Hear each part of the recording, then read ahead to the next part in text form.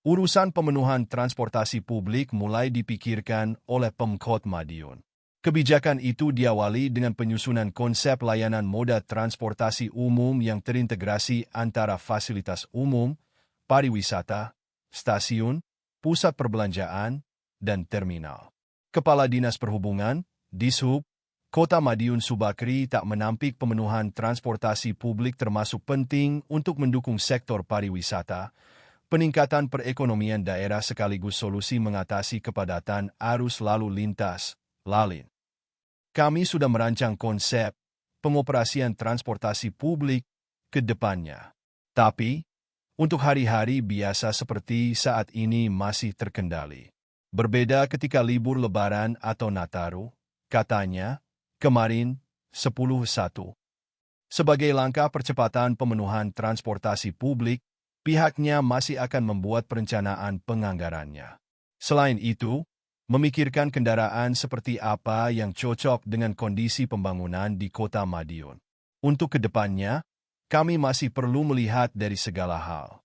Mulai dari kemampuan finansial, anggaran, animo masyarakat dan kebutuhannya, terangnya. Jika dirasa memang diperlukan untuk mendukung pembangunan di Kota Madiun, Subakri tentu akan mempersiapkannya. Yang jelas, pihaknya tidak ingin tergesa-gesa dalam memuluskan konsep rencana pemenuhan transportasi publik. Kami tidak ingin tergesa-gesa dalam mengambil keputusan. Karena pengalaman dari beberapa daerah lain, keberadaan transportasi publik yang ada itu ternyata disupport oleh kementerian. Jelas mantan Kadis Kominfo tersebut. Dia tunjuk contoh pembangunan transportasi publik yang dimaksud itu berada di Bali. Semula pelaksanaannya disupport oleh Kementerian Perhubungan, Kemenhub, tetapi ketika proses transisi ke pemerintah daerah, Pemda, ternyata justru tidak berjalan. Kami tidak mau seperti itu. Sehingga, harus benar-benar dimatangkan perencanaannya agar lebih efektif, ujar Subakri.